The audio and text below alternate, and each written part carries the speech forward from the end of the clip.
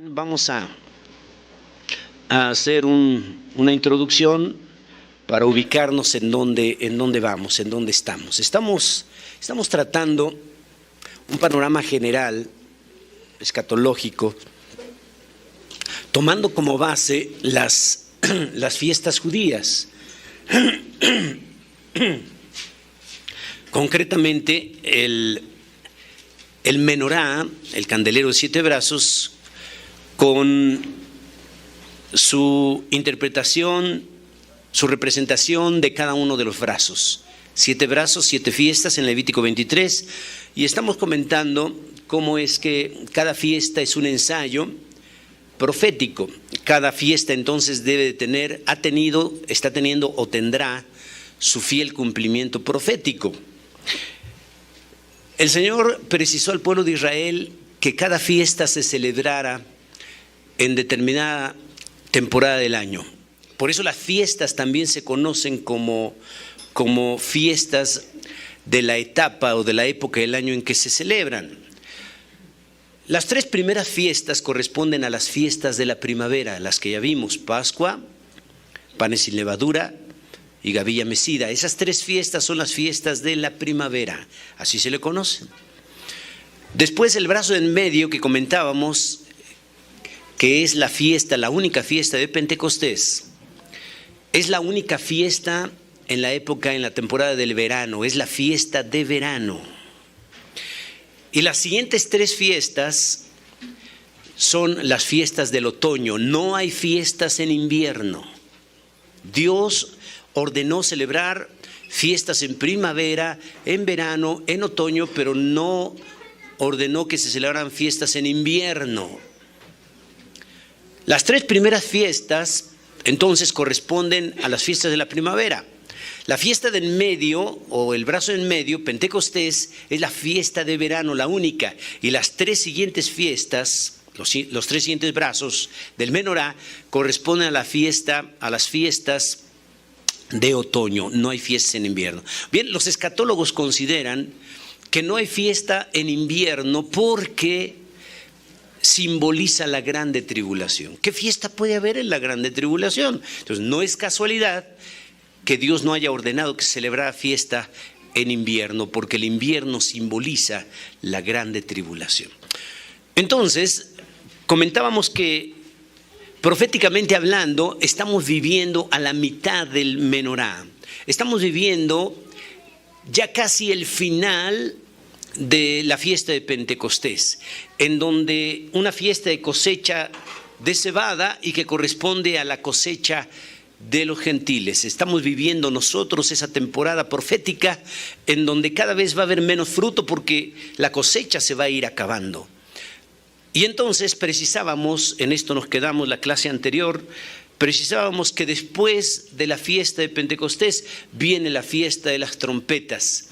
Y las trompetas, o la fiesta de las trompetas, su cumplimiento profético será la venida de Cristo Jesús a arrebatar a su iglesia. La iglesia está esperando entonces el rapto. La iglesia está esperando el arrebatamiento para celebrar nada más y nada menos que las bodas del Cordero. La relación que Cristo tiene para con la iglesia en este momento es en 2 sentidos. Las palabras hebreas, griegas y latinas, me parece que en esto que voy a comentar, me parece que el latín tiene un poquito de mayor comprensión. Son 3 palabras básicas latinas las que nos va a dar un poco de luz en esto. La primera palabra es la palabra novius. La palabra novius significa nuevo, lo que nosotros decimos novio. La segunda palabra es desponsare, el desposorio, significa que promete. Y la tercera palabra esponsal, en donde nosotros traducimos esposo o esposa, significa que cumple lo prometido. Vamos a hablar rápidamente de esos 3 elementos latinos. Gracias, hermano. La primera palabra, dijimos, es novius. La palabra novius latina significa, o se traduce en novio, pero significa nuevo. Ahí tenemos algo que explicar y que decir, sobre todo para nuestros días y para nuestros jóvenes. La Biblia dice entonces que el novio Tiene que ver esta expresión con alguna situación nueva. Es decir, cuando un joven quiere estar con una joven y establecer una relación, se hacen novios, o sea, se considera son nuevos para esa relación. La importancia social, familiar, congregacional, de enseñar, de ilustrar a los jóvenes a no jugar con aspectos de noviazgo. Es decir, gracias hermano, es decir que el plan de Dios es que el joven tenga solo una novia y la joven tenga solo un novio, que a futuro sean esposos. Ese es el proyecto de Dios, hermanos, bíblico. Ahorita explico un poco mejor. Pero como algo desafortunado, cuando la palabra novio significa nuevo, cuando un joven en una iglesia ha tenido varias novias, entonces ya no se le puede decir novio, ya está usado. Una muchacha en la iglesia que ha sido novia de varios jóvenes, literalmente, etimológicamente, no se le puede precisar ya que es novia cuando llega a ser, diríamos, novia de alguien. No se le podría precisar etimológicamente porque novio o novia significa nuevo. Si ha tenido varias relaciones de noviazgo, ya carece de importancia la etimología entonces. También la palabra novio se precisa para cuando alguien se va a casar. Cuando vemos que va pasando aquel varón con su traje, aquella muchacha con su traje de blanco, decimos, ahí van unos novios. Es decir, también se le precisa novio, este término, a aquellos que se van a casar y se les dice novios porque son nuevos en cuanto a relación sexual, o sea, son vírgenes los dos. Entonces, cuando se van a casar, se dice son unos novios, o sea, son nuevos para la relación sexual. De la misma manera, si ese joven que se va a casar, si esa joven que se va a casar ya ha tenido experiencia sexual, etimológicamente ya no son novios, ya no son nuevos para la relación sexual. Cuando el Señor quiere que lleguemos novios a la relación, para la relación sexual en el matrimonio.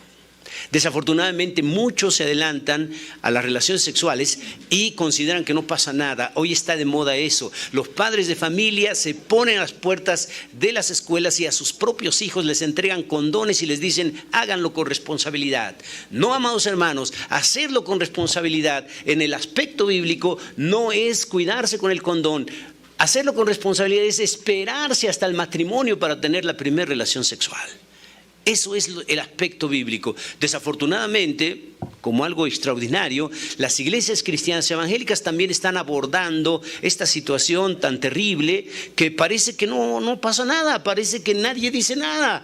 El joven de repente por ahí sabemos ya se fue la novia con el novio, o el novio se la llevó, ya empiezan a vivir juntos y parece que no pasa nada. Los padres incluso se atreven a estar asesorando, educando a los hijos ahora, diciéndole, hijo, no te cases inmediatamente, ten varias novias, ten relaciones sexuales para que cuando llegues al matrimonio seas experto. ¿Dónde dice la Biblia eso? Entonces, eso es la palabra novio. Cuando alguien está en un noviazgo, llega el momento de ese noviazgo que empiezan a prometerse cosas. Cuando se empiezan a prometer cosas es lo que significa la palabra desponsare, o sea, desposorio, significa que promete. Entonces en el noviazgo llega un momento en que empiezan a prometerse cosas. Él le empieza a prometer, yo te prometo que te voy a querer toda la vida, yo te prometo que te voy a amar, que te voy a cuidar. Ella también, yo te prometo también que tú vas a ser el único, te prometo que te voy a dar media docena de hijos. Y empiezan a prometerse cosas. Cuando empiezan a prometerse cosas es la etapa del desposorio, o sea, que promete. Después cuando llegan a casarse, la palabra esposo, de donde el latín esponsal, significa que cumple lo prometido. Es decir, la palabra esposo o esposa no es un título que se recibe al casarse.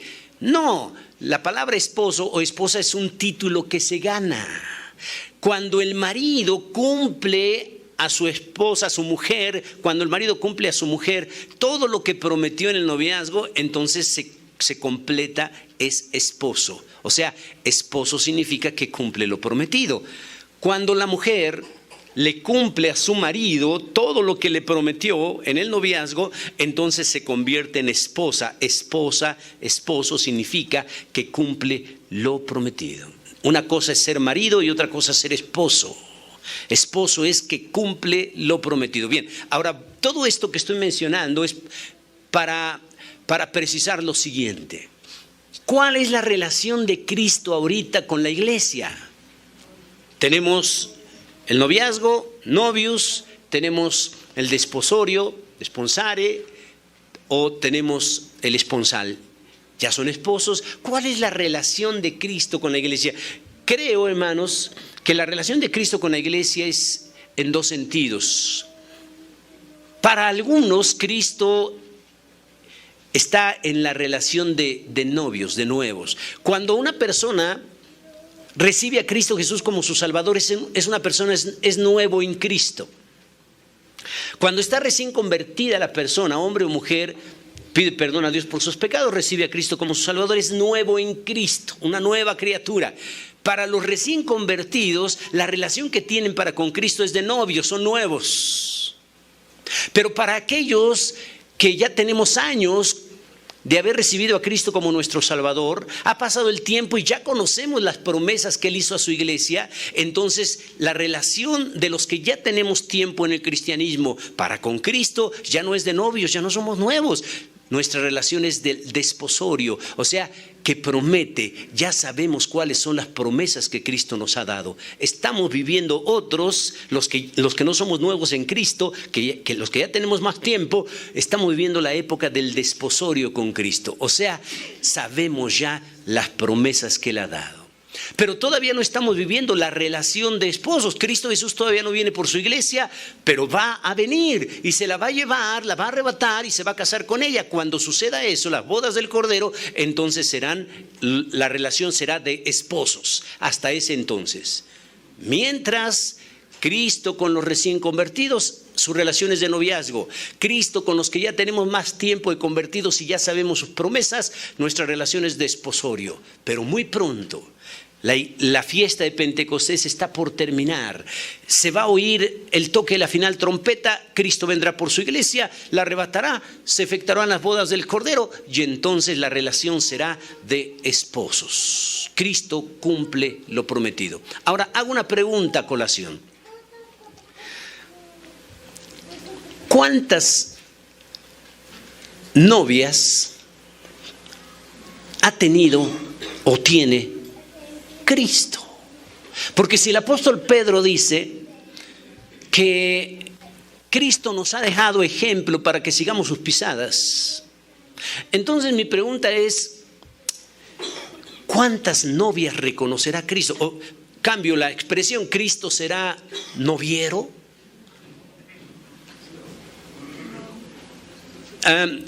¿Cuántas novias ha tenido? ¿Cuántas novias tendrá? Y al final, cuando sean las bodas del Cordero, ¿con cuál de tantas novias, si es que las tuvo, se casará? Vea usted, esto es interesante.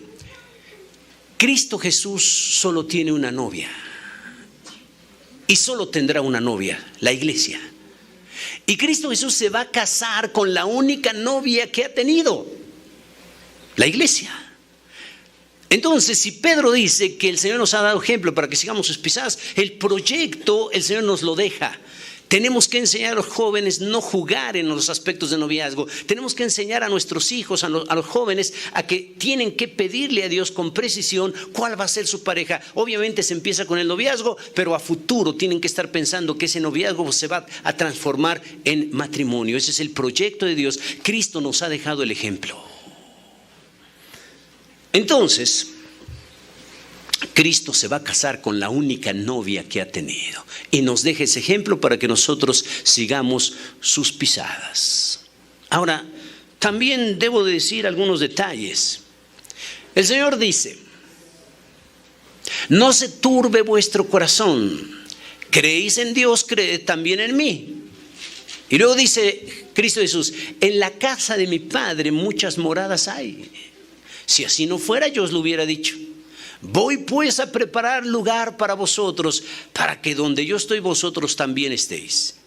Y si me fuere y os preparare lugar, vendré otra vez y os tomaré a mí mismo, para que donde yo estoy, vosotros también estéis. Fíjense qué promesa extraordinaria de Cristo Jesús, ¿eh? Cuando no se tiene algo propio, casa propia, hermanos, se sufre mucho, se batalla, está rentando, se renta por un tiempo en este lugar, luego hay que rentar en otro y anda uno por todos lados. Eso es desgastante. Esto lo comento por lo siguiente, miren, de niño nosotros no teníamos casa propia, mis padres no tenían casa propia, andábamos de aquí para allá y eso me incomodaba mucho como niño. Como niño me sentía mal, me sentía incómodo tener que movernos luego a otro lado y luego estar cargando, estar moviendo y eso me incomodaba. No éramos cristianos en esa época. Mi abuela cristiana en ocasiones me llevaba a escondidas a los cultos. Y en una ocasión que me llevó a escondidas mi abuela, escuché al pastor decir que Cristo Jesús iba a venir por su iglesia para llevársela y casarse con ella y que se la iba a llevar al cielo. Y entonces yo como niño escuchaba eso y me ponía a pensar yo en mi interior, ¿cómo va a ser esto? ¿Cómo dice este pastor que Cristo va a venir, se va a llevar a su iglesia, se va a casar con ella, se la va a llevar a vivir al cielo? Como mi contexto como niño era no tener casa propia, sino rentar y andar de aquí para allá, para allá, para allá. Entonces cuando yo escuchaba a ese pastor decir que Cristo iba a venir por su iglesia y se la iba a llevar al cielo, yo tenía la idea como niño de mi contexto y decía yo, ¿dónde vivirá la iglesia cuando Cristo venga por ahí? ¿Irá a rentar un cuarto en el cielo? Yo tenía esa idea, estoy hablando como niño, pues, o sea, era mi contexto, no teníamos casa propia, andábamos de aquí para ahí, yo tenía la idea, irá a rentar un cuarto allá en el cielo para meter a su iglesia cuando se case. Esa era mi idea. Fue pasando el tiempo, nos convertimos a Cristo, la familia se convierte a Cristo y todo, pero leo este pasaje entonces, una promesa maravillosa de Cristo Jesús y Él cumple sus promesas. O sea, del desposorio, la promesa que el Señor hace es desposorio, que promete. Él ha prometido venir y Él lo va a cumplir porque Él cumple sus promesas. Cuando la cumpla se convertirá en el esposo que cumple lo prometido. Entonces, repito esta cita. No se turbe vuestro corazón. ¿Creéis en Dios? Creed también en mí. En la casa de mi Padre muchas moradas hay. Vea usted lo que dice Cristo. En la casa de mi Padre muchas moradas hay. Si así no fuera, yo os lo hubiera dicho. A mí me llama la atención esto. En la casa de mi Padre muchas moradas hay. No podemos pensar que esté desordenado el cielo. Pero dice, en la casa de mi Padre muchas moradas hay. Quiere decir que Cristo Jesús podría casarse en cualquier momento y no tener problema de dónde va a tener a la esposa, pues en la casa de su Padre hay muchas moradas ya. Sin embargo, Cristo Jesús nos tenía que dejar una enseñanza.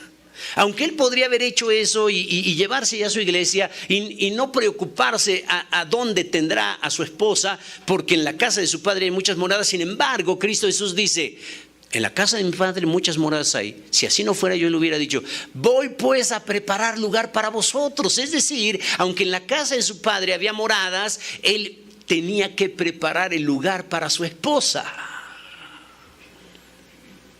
Nos deja una gran y extraordinaria enseñanza. Cuando Dios crea al hombre, precisa algo. Por tanto dejará el hombre a su padre y a su madre, se unirá a su mujer y los dos serán una sola carne.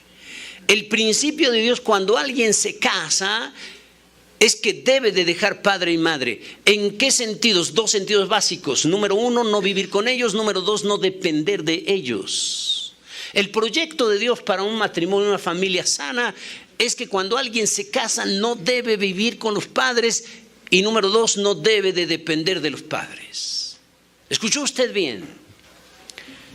Por tanto, dejará el hombre padre y madre. ¿En qué sentido tiene que dejar padre y madre cuando alguien se casa? En dos sentidos básicos. Número uno, no vivir con ellos. No es sano. Cuando el hijo o la hija se casa, no es sano vivir con los padres ni con los suegros.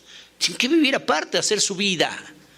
Si alguien que está aquí en este momento está en esas condiciones, si se ha casado y vive con los padres o con los suegros, usted sabe, no es completamente feliz usted.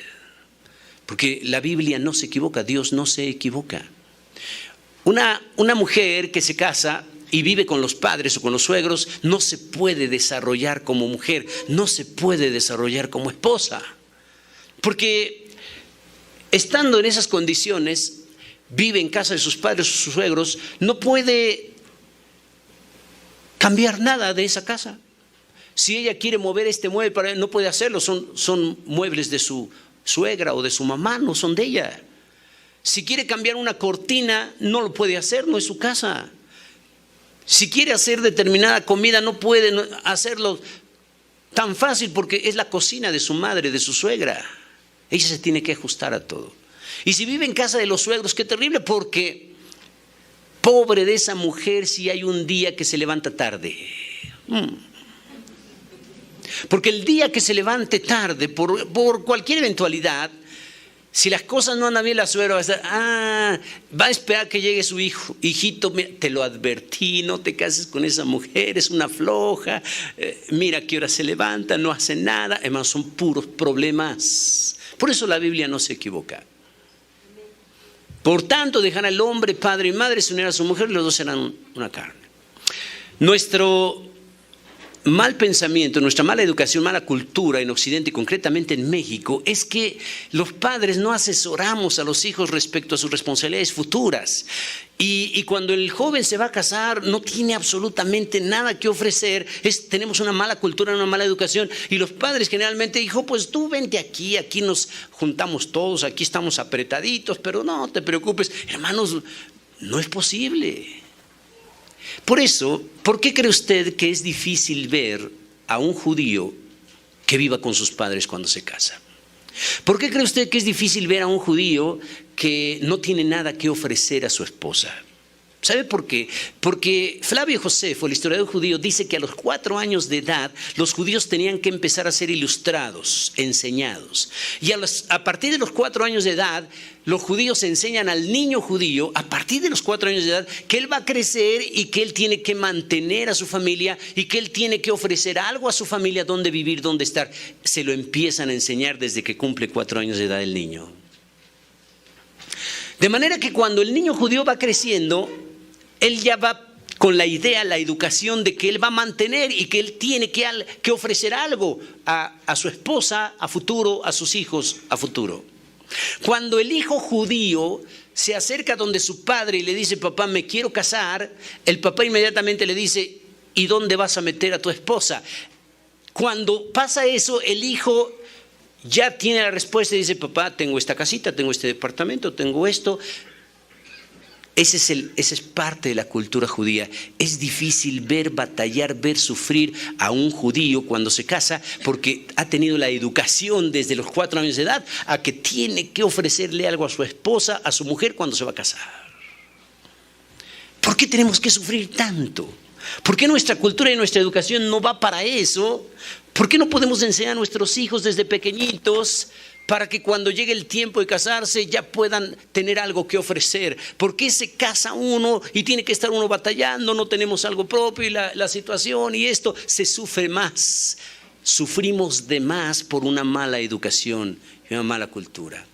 Entonces el asunto es extraordinario. Cristo Jesús nos tenía que dejar ejemplo. En la casa de mi Padre muchas moradas hay, pero yo voy pues a preparar lugar para vosotros, para que donde yo estoy, vosotros también estéis. Y luego la promesa, y si me fuere y os preparare lugar, vendré otra vez, su promesa de venir otra vez. Y luego dice, y os tomaré a mí mismo, os tomaré, griego, os arrebataré, griego, os raptaré. Y luego dice, os arrebataré, os tomaré a mí mismo. ¿Por qué dice que os tomará a mí mismo? ¿Por qué dice así? Porque la iglesia es su cuerpo.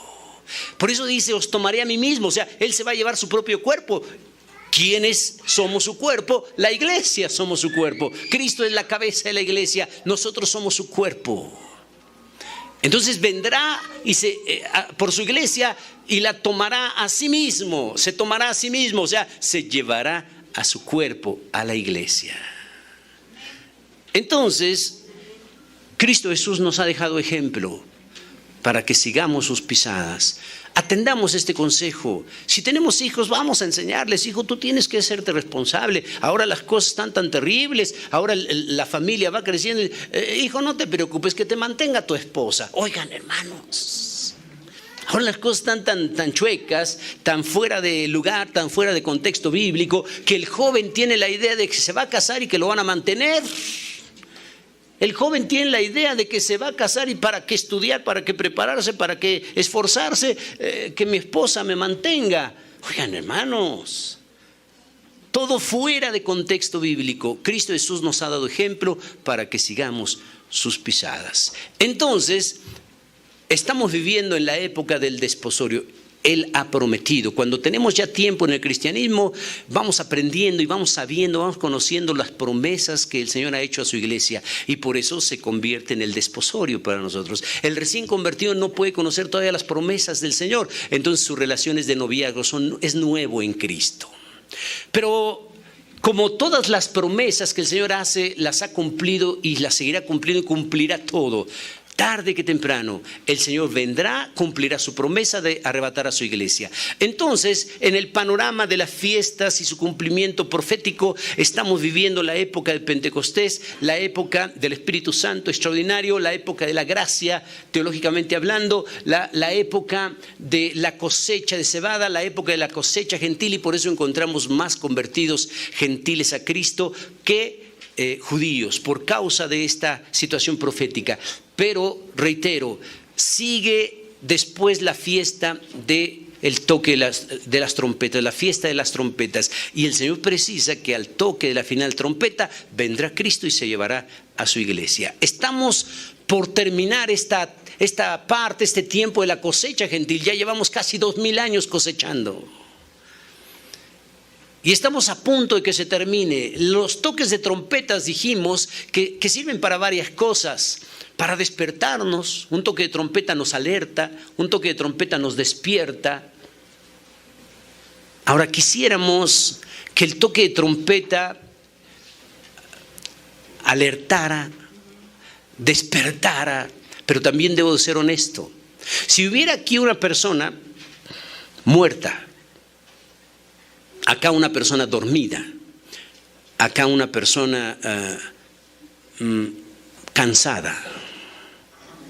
Y si hay un toque de trompeta, la realidad sabe que el muerto ya no va a escuchar el toque de trompeta. El muerto no se levanta, aunque le ponga la trompeta en el oído y le toque fuerte, el muerto está muerto.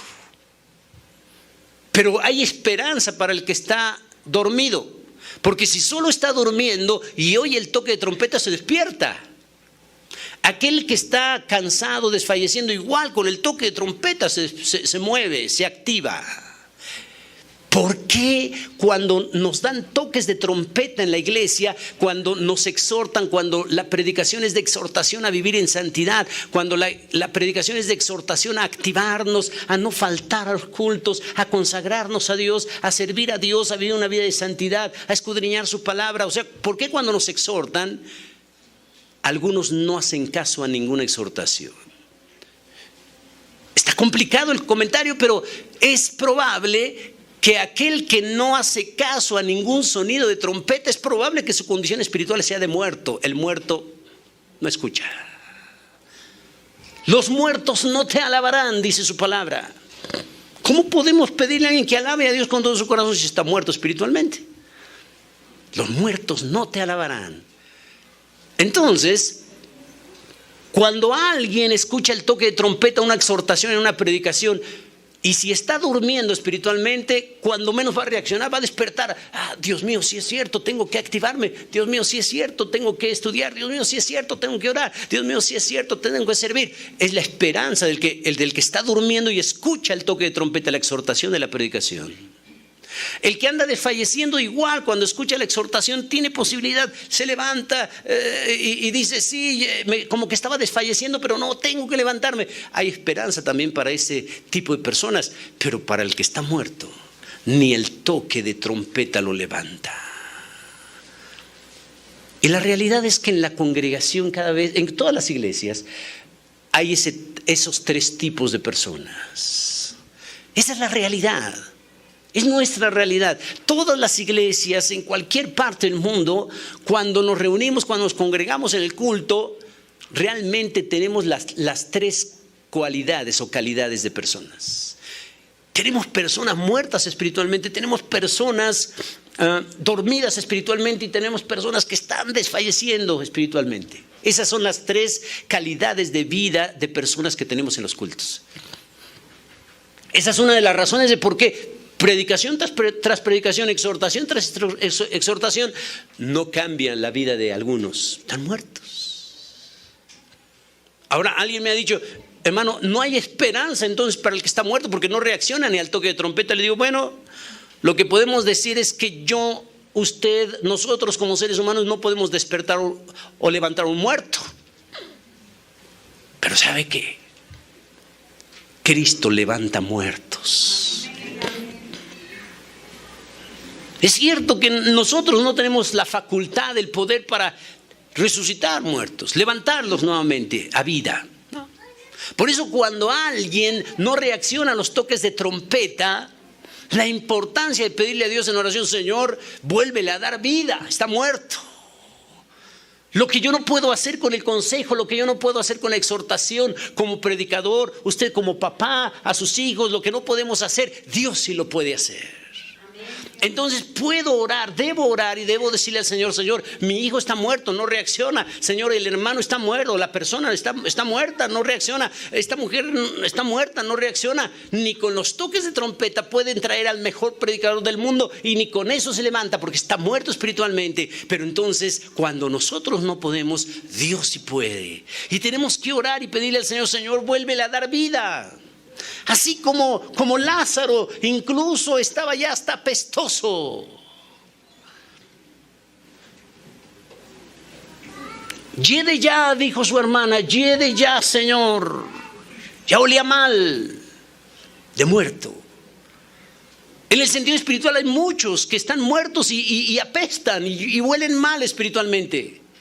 Todo es pecado tras pecado tras pecado. Están muertos espiritualmente. Ya hasta apestan muchos cual Lázaro. Pero un poco de fe. Cristo Jesús precisó: si crees, todo es posible. Y entonces el Señor le vuelve a dar la vida a Lázaro. Le restaura la vida. El Señor es poderoso para eso y más. Entonces cuando usted vea, cuando yo vea, cuando veamos a alguien que no se levanta con nada, hermanos, está muerto espiritualmente, no es un muerto, no escucha, no habla, no ve, no nada de nada, está muerto espiritualmente. Así hay muchas personas que no hay ninguna reacción ante la palabra, ante la predicación. Entonces tenemos que pedirle al Señor que entre en acción. Señor, vuélvele a dar vida, así como lo hiciste con Lázaro, aunque ya apestaba. Así este puede estar tan muerto terriblemente y por mucho tiempo, pero tú tienes poder para darle vida. Tenemos que identificarnos.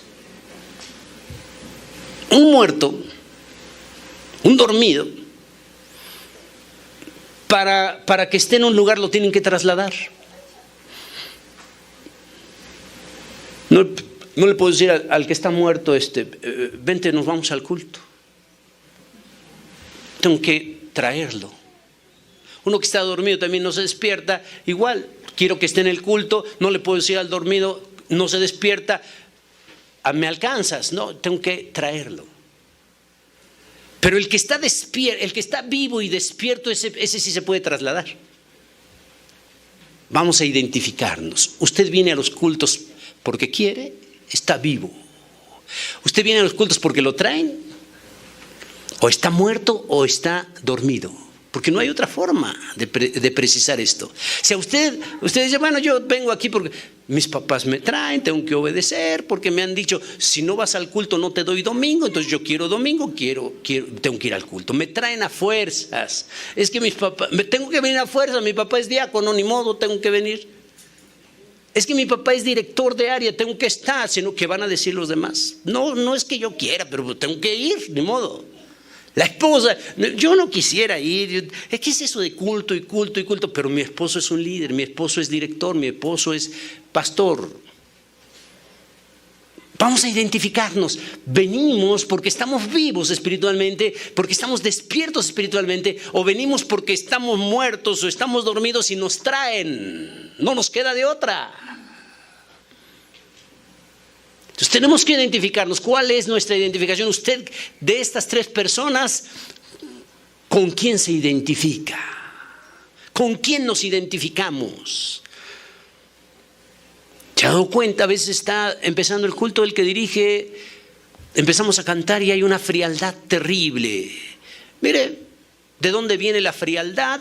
Si usted está aquí un cuerpo vivo, producimos calor, pero alguien que se muere empieza a perder el calor hasta que está frío, ¿sí o no? Usted toca un cuerpo que tiene rato de estar muerto, está frío. Y si junta este cuerpo frío, más este frío, más este frío, usted entra a ese lugar y todo está frío. Pero si usted tiene aquí un cuerpo vivo, más otro, producimos calor. Cuando empieza el culto, cuando tenemos un culto y todo es frialdad, no sentimos esa bendición, ese avivamiento extraordinario de parte de Dios. Puede ser muchas razones, pero una de ellas es que es probable que haya tantos muertos que lo único que producimos es frío.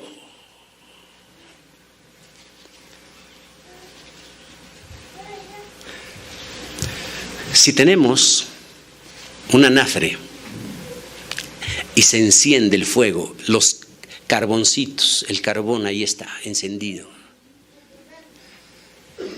Calor. Pero si tomamos una tenaza, unas pinzas, y sacamos un carbón, está encendido, está ahí con todos encendidos. Pero sacamos un carbón y lo apartamos, lo dejamos allá. Ese carbón va a permanecer encendido por un tiempo nada más. Pero si lo saco de donde está allí, de todos esos carbones en el anafre y el fuego extraordinario, y saco con las pinzas un carbón, una pieza, un pedazo, y entonces lo pongo en otro lado, lo dejo ahí solo, va a seguir ardiendo por un poco de tiempo, pero al final se va a apagar.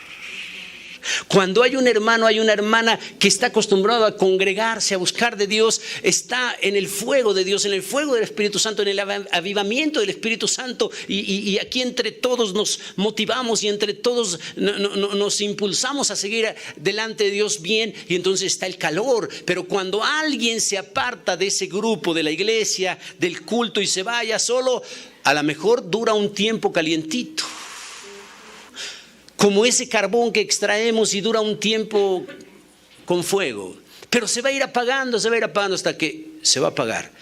Qué difícil es para un hermano, para una hermana cuando se aparta de la iglesia, porque a lo mejor se vaya solo, y a lo mejor hay hermanos que hasta dicen, sí, yo no voy, pero yo en casa solito, yo en casa con mi familia, yo en casa solito estudio. ¿Cuánto puede durar encendido solo? Un poco de tiempo nada más, pero al final se va a ir apagando hasta que ya va a estar totalmente apagado.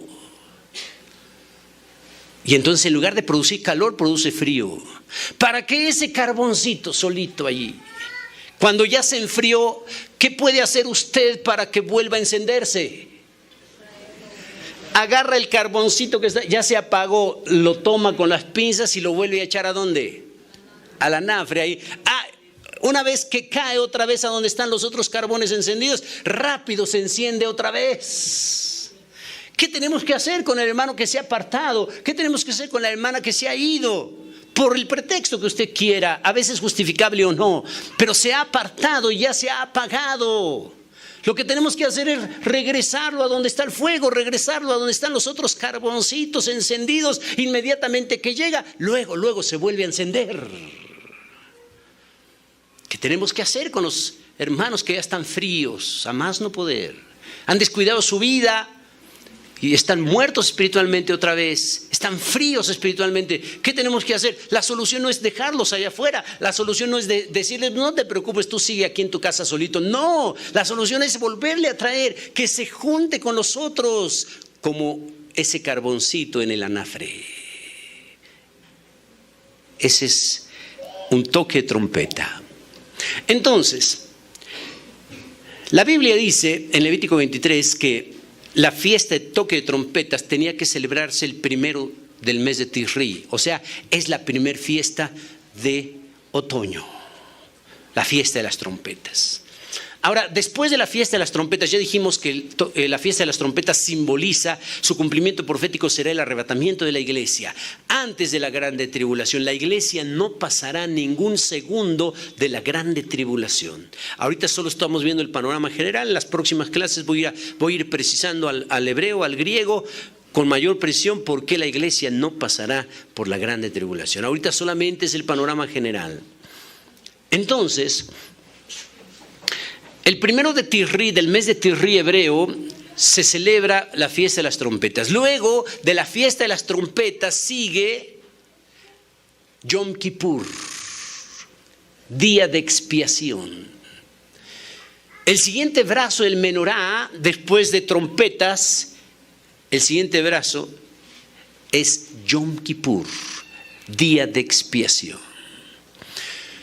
Yom Kippur es interesante porque no crean ustedes, a veces se tiene la idea, la iglesia tiene la idea de que cuando el judío pecaba, inmediatamente tomaba un animalito y lo llevaba al sacerdote, lo sacrificaban para que perdonara su pecado, fuera perdonado su pecado. No es así. No es así, escuche bien. Solo los judíos, solo una vez al año, tenían oportunidad de que su pecado fuera perdonado. ¿Escuchó usted bien? En Yom Kippur, por eso se llama Yom Kippur, día del perdón, día de expiación. Solo una vez en el año el sumo sacerdote tomaba la sangre del animal, era introducido al lugar santísimo, porque recuerden que el tabernáculo, después el templo, estaba dividido en dos partes, lugar santo y lugar santísimo. El lugar santísimo, solo podía entrar en el lugar santísimo el sumo sacerdote, pero no podía entrar cada vez que él quería, solo una vez en el año, o sea, en Yom Kippur. Tomaba la sangre del animal y la introducía en el lugar santísimo para perdón de pecados del pueblo. O sea, el pueblo de Israel solo una vez en el año podía ser perdonado su pecado. No tenga usted la idea de que cometía pecado el judío, presentaba su sacrificio del animal y ya era perdonado su pecado inmediatamente. No, solo lo podían hacer hasta Yom Kippur. Y Yom Kippur se celebraba y celebra el día 10 del mes de Tisri. Trompetas primero de Tisri, 10 días después tenían que celebrar Yom Kippur, día del perdón, el 10 de Tisri. Ahora, qué terrible habrá sido Yom Kippur, día del perdón. Porque si yo les preguntara qué significa pecado, habría varias respuestas y todas ellas seguramente correctas. Pecado es apartarse, pecado es errar, pecado es no cumplir algo que Dios ha mandado. Podemos hablar muchas cosas, pero hay un significado que hoy quiero abordar acerca de la palabra pecado en hebreo, hatá. Hebreo hatá también significa carga. ¿Escuchó usted bien? Pecado en hebreo también significa carga. ¿Cómo? Sí, usted puede precisarlo.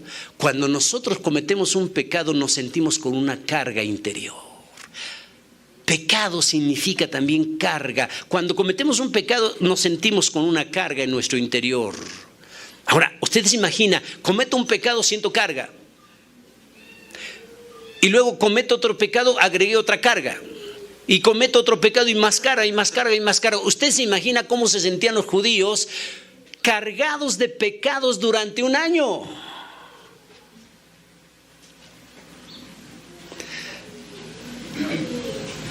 Si nosotros como cristianos, amados hermanos, cometemos un pecado y nos sentimos tan mal, tan carga, una carga terrible, no podemos estar para el otro día con esa carga, no podemos esperar. Tenemos que arreglar las cosas con el Señor inmediatamente. Imagínese un judío que cometía pecado todos los días, y su carga de pecado se iba acumulando, y no podía descargar literalmente ese pecado porque se tenía que esperar hasta Yom Kippur, el 10 del mes de Tisri, en donde el sumo sacerdote introducía la sangre del cordero del animal al lugar santísimo para perdonar los pecados del pueblo. Por eso cuando llegaba Yom Kippur, ¿cómo creen ustedes que llegaban los judíos espiritualmente hablando? Con un montón de carga. Léalo en casa. La Biblia dice que en Yom Kippur, cuando los judíos estaban confesando su pecado y los sacrificios para perdón de pecados del pueblo, dice la Biblia que había gran llanto y gritos. Y dice la Biblia que los pueblos alrededor de los judíos, alrededor de Israel, los pueblos escuchaban el llanto. Dice que el llanto, el clamor, el lamento en Yom Kippur se oía tan lejos que los pueblos alrededor decían: ¿qué les pasa a estos judíos?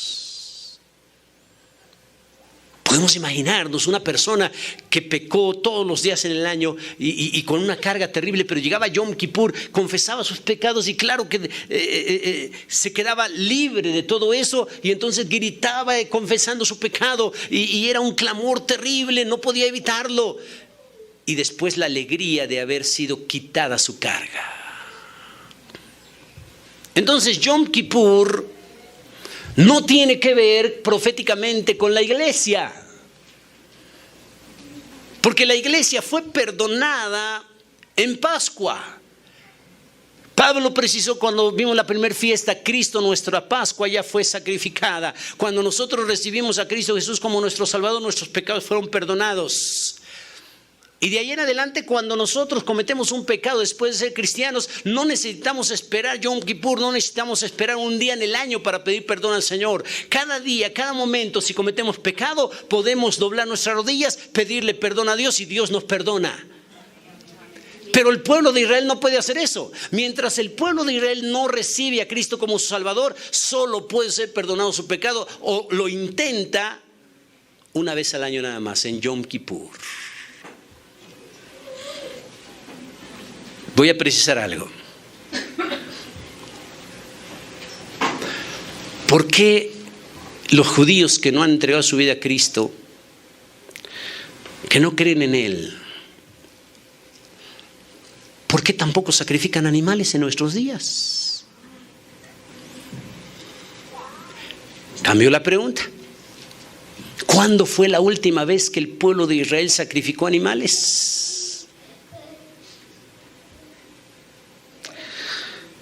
La Biblia enseña varias cosas.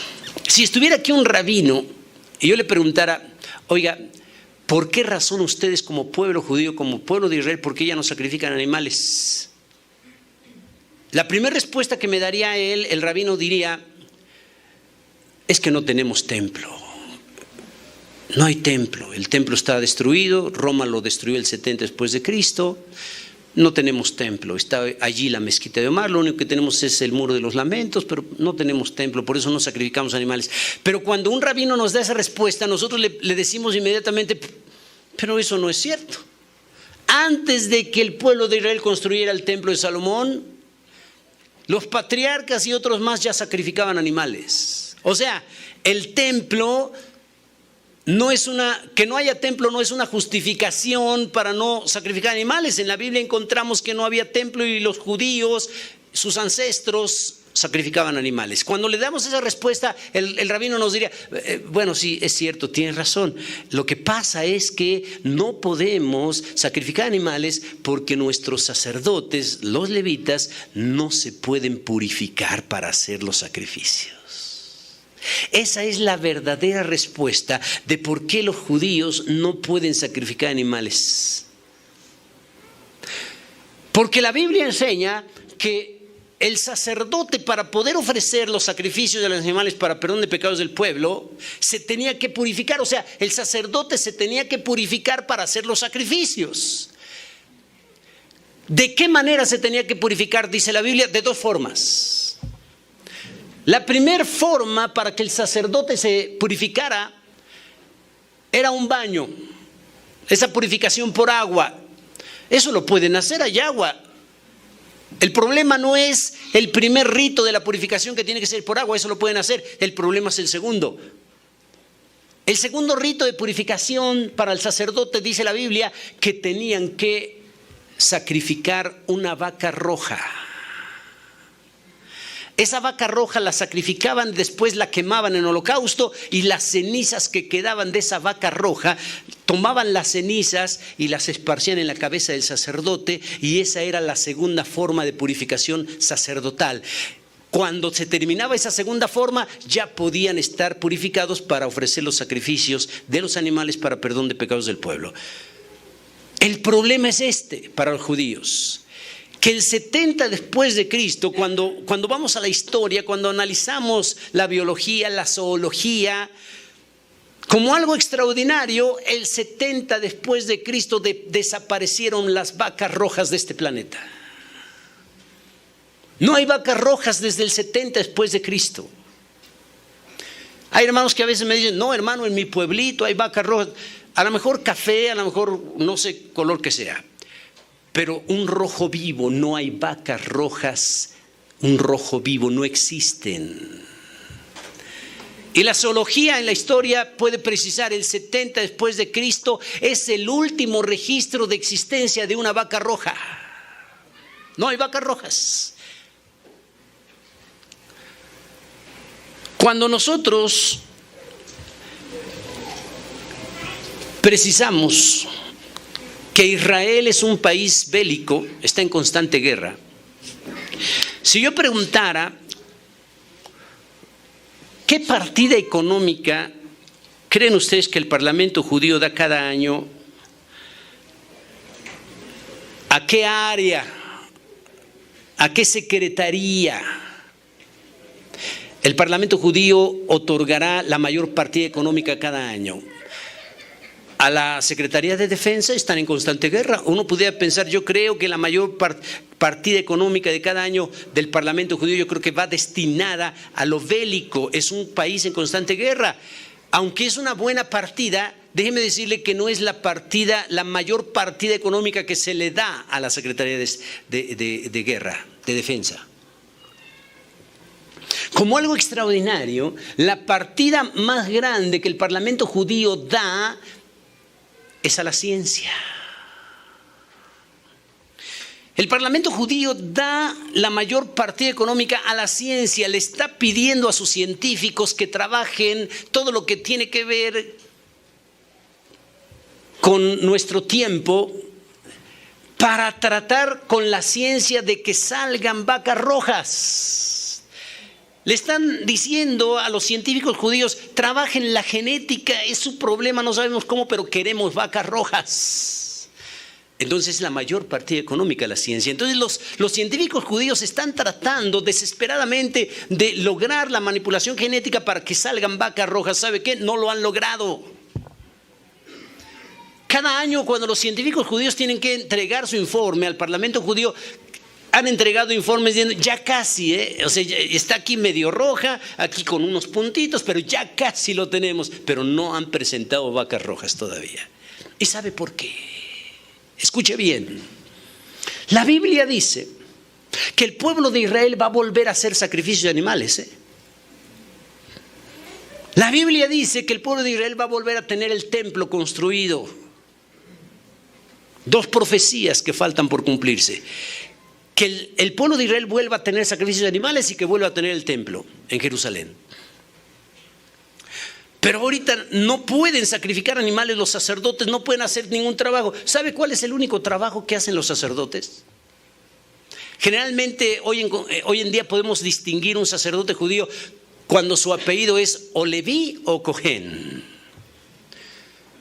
Judíos que tienen el apellido Leví o Cohen, que significa sacerdote en hebreo, generalmente son los apellidos para la tribu de Leví, para los sacerdotes, pero ellos no hacen ningún trabajo. En la sinagoga, el líder principal no es el sacerdote, el líder principal es el rabino, y el rabino puede ser de cualquier tribu. Pero el rabino tiene la obligación. Al final de cada culto en la sinagoga, el rabino debe de preguntar, ¿tenemos levita entre nosotros? Y si hubiera un sacerdote, un levita, y levanta su mano, el único trabajo que hacen los levitas hoy en día es despedir la congregación con la bendición de Aarón. Es lo único que hacen. Si hubiera un levita, un sacerdote en la sinagoga, su único trabajo que puede hacer es despedir a la congregación con la cita de la bendición de Aarón. Es lo único que puede hacer, porque no puede sacrificar animales. ¿Desde cuándo no sacrifican animales los judíos? Desde el 70 después de Cristo. Razones ya se las di. No hay vacas rojas para que ellos se purifiquen y puedan ofrecer los sacrificios. Pero si la Biblia dice que los judíos van a volver a tener sacrificios de animales, quiere decir que van a volver a purificarse. Los sacerdotes, quiere decir que van a encontrar vacas rojas muy pronto. Cuando vemos ahorita la genética, la ciencia manipulando la genética y casi tienen ya vacas rojas, es porque la fiesta de Pentecostés está por acabar. Mientras la iglesia no sea arrebatada, los judíos no van a poder sacrificar animales. Pero cuando la iglesia sea arrebatada, cuando Cristo Jesús venga por su iglesia y la arrebate, entonces van a salir en las noticias, los judíos lograron tener ya vacas rojas. Porque proféticamente la iglesia se va para las bodas del Cordero y aquí empieza la grande tribulación y los judíos empiezan otra vez a sacrificar animales. Y lo van a poder hacer porque van a tener vacas rojas. Ahorita no lo pueden hacer. Esto es la soberanía de Dios. ¿Por qué los judíos no pueden tener ahorita vacas rojas? Porque Dios no se los permite. No es el tiempo profético. Todavía está la iglesia aquí en la tierra. Pero cuando la iglesia sea arrebatada, entonces Dios ya les va a permitir tener vacas rojas. Y van a empezar a sacrificar animales nuevamente como algo parecido al Antiguo Testamento. Eso se tiene que cumplir proféticamente. Pero mientras no. Un hermano me decía, hermano, ha de ser bien bonito ver vacas rojas. Un hermano me decía, hermano, yo sí quisiera ver vacas rojas, me decía un hermano. Yo, hermano, ¿para qué? ¿Para qué quieres ver vacas rojas? ¿Acaso no tenemos a Cristo? ¿Acaso no tenemos el perfecto sacrificio? Hermano, pero ver cómo sacrifican una vaca roja. Hermano, pero ¿para qué si tenemos el perfecto sacrificio que es Cristo? Hay hermanos que pierden la noción, pierden la consideración espiritual. Se les hace fácil decir cosas. ¿Qué entendería usted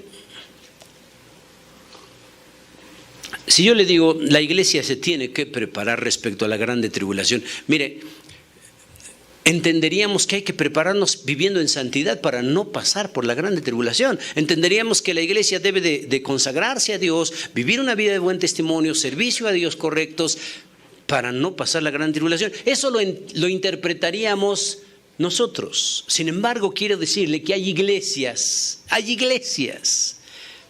que creen que la iglesia va a pasar por la grande tribulación y cuando se habla de prepararse para esa época, ¿sabe qué están haciendo muchas iglesias que creen que van a pasar por la grande tribulación? Ellos dicen, nos estamos preparando para la grande tribulación. ¿Sabe cuál es esa preparación que están haciendo algunos? Están almacenando alimento enlatado. Porque ellos dicen que se están preparando para la grande tribulación.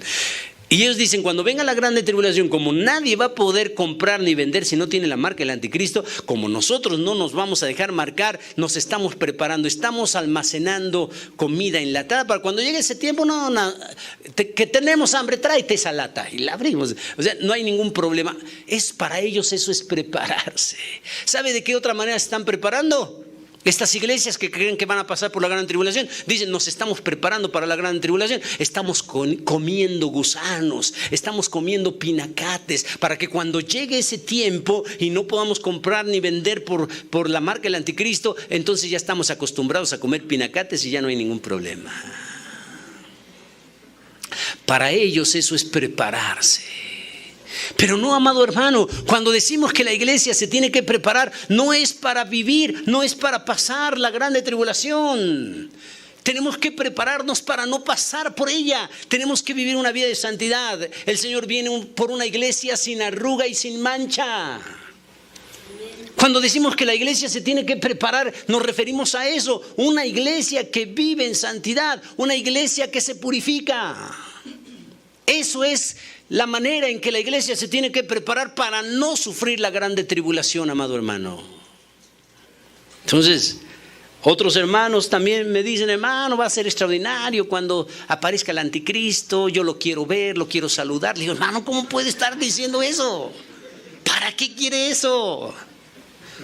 La verdadera iglesia, la iglesia que vive en santidad y pureza, no va a pasar por esa temporada, no va a pasar por esa época, no va a pasar por la grande tribulación. Entonces, tenemos cosas interesantes. Dice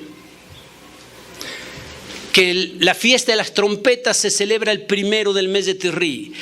El evento de Yom Kippur, Día del Perdón, se celebra el 10. Escuche bien lo que voy a decir.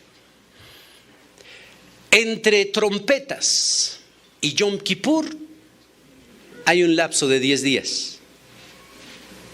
El 1 de Tirri, trompetas. El 10 de Tirri, Yom Kippur. Escuche bien. Entre trompetas y Yom Kippur hay un periodo de 10 días. Literales. Trompeta significa el arrebatamiento de la iglesia. Yom Kippur significa el perdón de pecados para Israel cuando Cristo regrese después de la grande tribulación. No tenemos que confundir la venida de Cristo por su iglesia, arrebatarla, y no debemos de confundir la venida de Cristo a establecer el reino milenial. Son dos venidas diferentes de Cristo. Una es para llevarse a su iglesia y la otra es para venir a establecer el reino milenial. Cristo como Rey del universo. No tenemos que confundir. Yo creo que una de las cosas que más confunden es esta. Que a veces leemos pasajes en donde el Señor viene a arrebatar a su iglesia y en donde el Señor viene a establecer el reino milenial, que muchos creen que es el mismo evento. No es así, tenemos que ir precisando. Entonces, trompeta significa la venida de Cristo a arrebatar a su iglesia. Yom Kippur significa el perdón de pecados para el pueblo de Israel. O sea, se tiene que cumplir y todo Israel será salvo. ¿Se acuerda cuando vimos la fiesta de Gavilla Mesida, en donde el Señor solamente ha cosechado las primicias? Los primeros frutos eran judíos, pero dijimos que la cosecha grande se quedó pendiente. Solo se levantó la primicia. La cosecha grande de trigo que representa a Israel no se ha dado. ¿Cuándo se va a dar? Yom Kippur. Al final de la grande tribulación, Yom Kippur, el día del perdón para el pueblo de Israel, Cristo aparecerá, dice la Biblia, mirarán al que traspasaron, harán lamentación por él, porque el judío hasta el término de la grande tribulación dirá, si era él. Mirarán al que traspasaron. Era él que nosotros gritamos, crucifícale, él era el verdadero Mesías, pero lo comprenderán hasta el final de la grande tribulación. Entonces recibirán a Cristo como su Salvador, Yom Kippur, al término de la grande tribulación, y Cristo los salvará y se cumplirá la cosecha de trigo grande que está por levantarse. Todavía no se ha levantado la cosecha de judíos, la cosecha de trigo, solo se levantó la primicia. ¿Cuándo se levantará esa gran cosecha? Yom Kippur, al término de la grande tribulación. Los judíos creerán hasta entonces en el Mesías verdadero.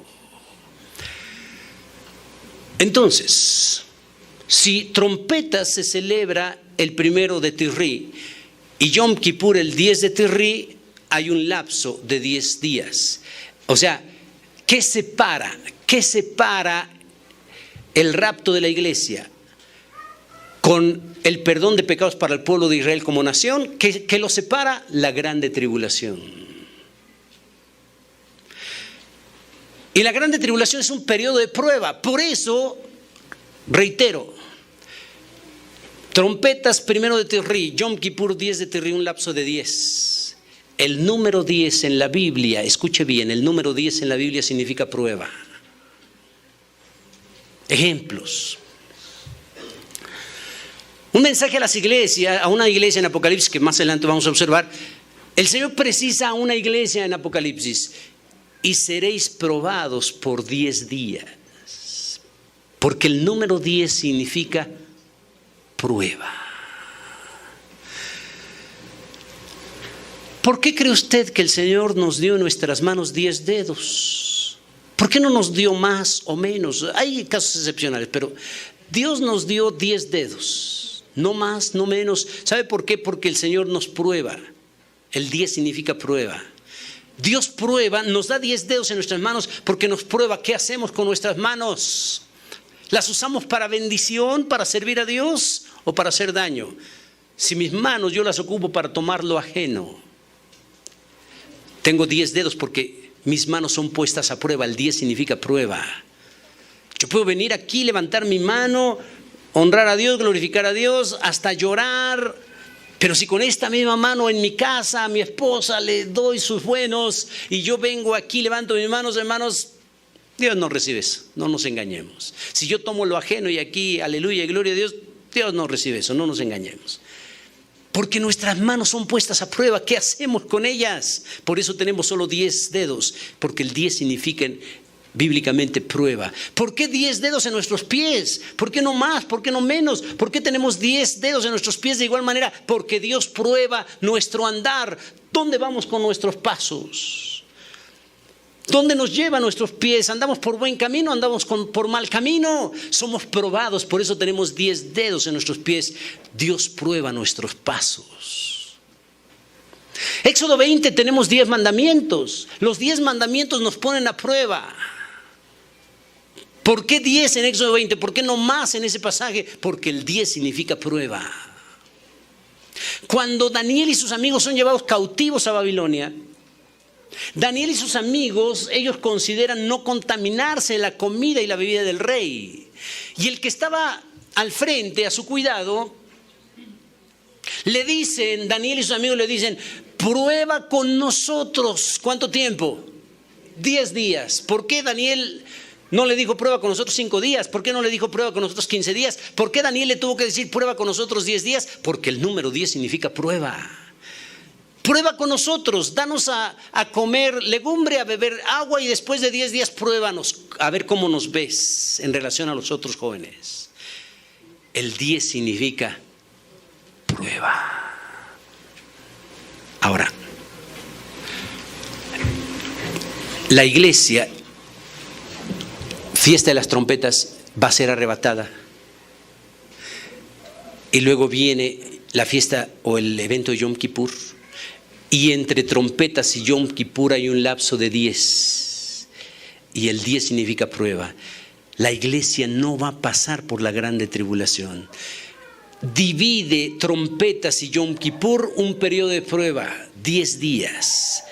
El número 10 significa prueba. Voy a hacer una analogía que me va a entender un poco más. Y me refiero a Abraham con Isaac, su hijo. Escuche bien. Recuerde que Abraham fue padre ya siendo de edad avanzada. Era viejo, su esposa Sarai vieja y estéril, y Dios hace un milagro y les permite un hijo. El hijo de la promesa, Isaac. Pero va pasando el tiempo y Abraham quiere esposa para su hijo. Vamos a hacer una analogía, présteme atención, vamos a ver una analogía de esa historia en donde Abraham quiere esposa para su hijo, y vamos a hacer una analogía respecto a la Trinidad de Dios y a la iglesia. Fíjese bien. Dice la Biblia que Abraham quiere esposa para su hijo. Dios el Padre quiere esposa para su hijo Cristo. Vamos a ir haciendo analogías. Abraham llama a uno de sus criados, el más viejo de su casa.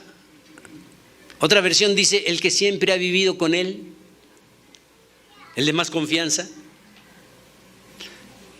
Y le dice al criado, a Eliezer, vas a tomar, yo quiero que mi esposo tenga, que mi hijo tenga esposa, pero no de este lugar, no. Vas a ir a mi familia y vas a tomar esposa para mi hijo de mi familia. Fíjese. Escuche bien. Abraham le dice al criado, Yo quiero esposa para mi hijo, pero yo no quiero que se case con ninguna de aquí, de este pueblo, de este lugar, de esta localidad. Vas a ir a mi familia y le vas a traer una esposa de mi familia. Es por eso que el padre en relación a Cristo quiere que su hijo se case. Pero el Señor dice, yo no quiero que se case con alguien de este planeta, de este mundo, de pecado. Yo quiero que vayas a mi familia y que se case con alguien de la familia. Por eso es que primero tenemos que ser hijos de Dios para casarnos con Cristo como familia. El Señor no se va a casar con inconversos. El Señor no se va a casar con alguien que no sea de su propia familia de la fe. El Señor se va a casar con alguien de su familia de la fe, con la iglesia. Y entonces el criado, Abraham lo hace jurar. Y el criado le dice a Abraham, bueno, pero ¿qué tal si la muchacha no quiere venir? Fíjense. El criado le dice a Abraham, pero voy a ir, pero ¿qué tal si la muchacha no quiere venir? Y Abraham le dice, si no quiere venir, tú respeta esa decisión. Tú vas a quedar libre del juramento si ella no quiere venir. ¿Eso qué luz nos da? ¿Qué analogía tenemos con eso? Abraham representa al Padre, el criado representa al Espíritu Santo. Isaac, el hijo, representa a Cristo. Y la muchacha con la que se va a casar representa a la iglesia. Ahora vamos a ver alguna analogía de cada uno. El padre Abraham envía al criado a buscar la muchacha. Pero le dice, ¿qué tal si ella no quiere venir? Y el padre y Abraham le dice, respeta su decisión. Eso nos habla de libre albedrío. Cuando el Espíritu Santo quiere tocar a alguien, le quiere convencer para que se acerque donde Cristo, si esa persona dice no quiero, el Señor respeta su decisión. La salvación es a título personal, la salvación es individual. Y si usted no quiere a Cristo, el Señor le respeta su decisión. Por eso el criado le dice a Abraham, pero ¿qué tal si no quiere venir la muchacha? Tú quedarás libre del juramento y respetarás la decisión de la muchacha. El Señor respeta tu decisión. Si tú quieres seguir a Cristo, el Señor te respeta tu decisión. Si no quieres saber de Cristo, el Señor te respeta tu decisión. Si tú quieres seguir a Cristo, el Señor te respeta tu decisión. Si tú no quieres saber de Cristo, el Señor te respeta tu decisión. Ahora, ¿qué labor más terrible para el criado? Escuche bien, ¿qué labor más terrible para el criado? Porque tener que ir a buscar a la muchacha y convencerla. No se iba a llevar a Isaac, el criado, no se iba a llevar a Isaac para que lo viera la muchacha, no. El trabajo del criado era traer a la muchacha, convencer a la muchacha de casarse con alguien que nunca había visto. ¿Qué trabajo más terrible para el criado? Tener que ir a buscar una muchacha para que se casara con Isaac, pero no conocía a Isaac, ni tampoco para la época tampoco había fotografías, como para que el criado dijera, bueno, tengo que convencer a la muchacha, pues al menos le tomo una foto y busca su mejor perfil, porque pues hay que convencer a la muchacha y llevo la foto para que al menos se dé una idea. No había esa oportunidad. No había ni esculturas ni fotografías. Qué difícil para el criado convencer a una muchacha de casarse con alguien que nunca ha visto. Entonces él previene y el criado considera, tengo que convencer a la muchacha, ¿cómo le haré? Pues le voy a llevar dones, voy a llevar regalos. Voy a llevarle regalos y otra estrategia, le voy a hablar cosas bonitas de Isaac, le voy a hablar cosas positivas y buenas de Isaac, porque la tengo que convencer.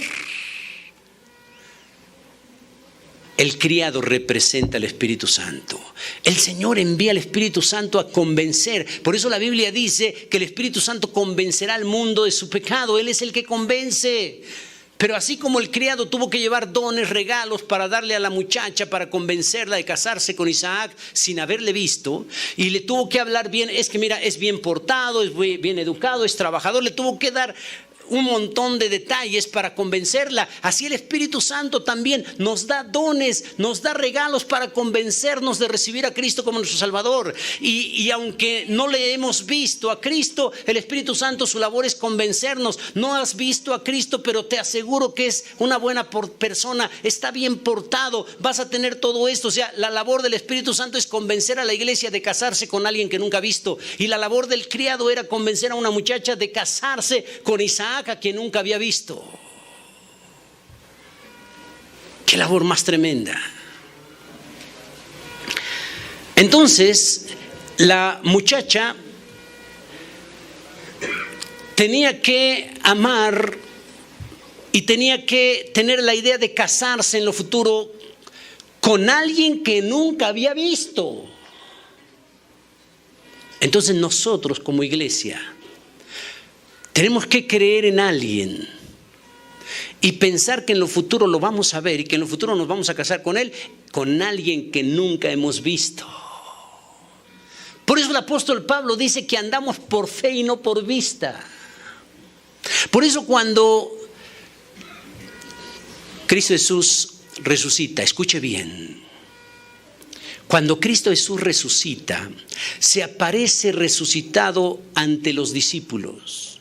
No sabemos por qué causa, escuche bien, no sabemos por qué causa Tomás no estaba allí.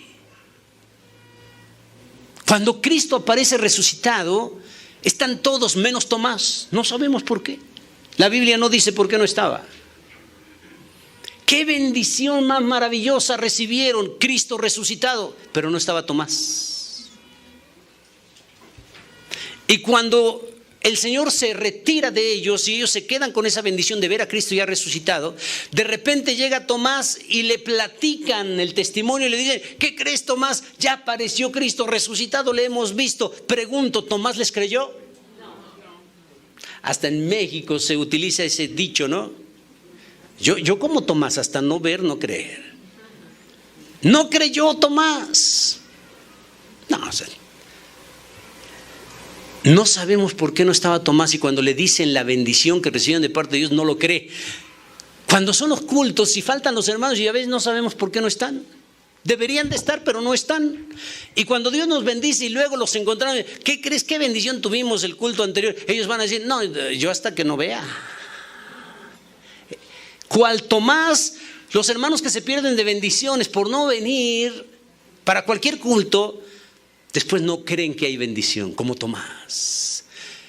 Y Tomás expresa algo, si yo no meto mi dedo en el orificio de sus manos, de sus palmas, de sus manos, si yo no meto mi mano en su costado, no voy a creer. Ve hasta dónde se fue Tomás. La siguiente semana, Cristo otra vez aparece resucitado. Ahora sí está Tomás. Ahora sí están todos y también está Tomás. Y Cristo otra vez aparece resucitado. Ahora sí está Tomás. ¿Qué ha de haber sentido Tomás cuando ahora sí está allí y ve a Cristo resucitado? Y entonces aparece Cristo resucitado, se acerca donde Tomás y le dice Cristo a Tomás: Tomás, mete tu dedo aquí y mete tu mano en mi costado. Cuando Cristo le dice eso a Tomás, Tomás da una respuesta extraordinaria y Tomás dice: Dios mío y Señor mío. La respuesta de Cristo: porque me viste, Tomás, ¿creíste? Bienaventurados los que no vieron y creyeron. ¿Qué ganancia? En otras palabras, Cristo le estaba diciendo a Tomás: ¿qué ganancia es creer por lo que se ve? Porque me viste, Tomás, creíste. Pero luego el Señor dice: bienaventurados los que no vieron y creyeron. ¿Sabe de quién estaba hablando Cristo? De nosotros. Bienaventurados los que no vieron pero creyeron. Estaba hablando de nosotros. Nosotros somos bienaventurados porque hemos creído sin verle. Bienaventurados los que no vieron y creyeron, somos nosotros. El catolicismo romano, el que está acostumbrado a adorar imágenes, el que está acostumbrado a arrodillarse ante alguien que ha hecho sus propias manos, cuando viene a nuestros cultos se asombra. Porque cantamos, oramos, y la gente que está acostumbrada a los ídolos empieza a voltear y dice: pues yo no veo nada, yo no veo a nadie. ¿A quién adoran? Bienaventurados los que no vieron y creyeron. Cristo Jesús, Dios, no lo podemos encasillar a una imagen. Es muy pequeña cosa. Dios es más grande que cualquier ídolo. Dios es más grande que cualquier imagen. Dios está en todo lugar. Bienaventurados los que no vieron y creyeron. No necesitamos una imagen para adorar a Dios. No necesitamos un ídolo para adorar a Dios. Ni siquiera necesitamos una fotografía para adorar a Dios. Es imposible. Retrátale. Dios es más grande que los cielos y la tierra. Tómale una foto. Bienaventurados los que no vieron y creyeron. Entonces la labor del criado era convencer a la muchacha, y por eso lleva dones, regalos, porque le tiene que convencer de casarse con un muchacho que nunca ha visto. Como nosotros, esa muchacha representa a la iglesia. Y la labor del criado es extraordinaria porque la tiene que convencer. La labor del Espíritu Santo en la iglesia es extraordinaria porque el Espíritu Santo nos convence. Y entonces llega esta parte interesante. Él le da regalos a la muchacha. Dones, para eso llevaba, para impactarle y tratar de convencerla que se case con Isaac. Pero también, ¿sabe qué? Le da regalos a sus familiares de la muchacha. Fíjese bien lo que voy a decir.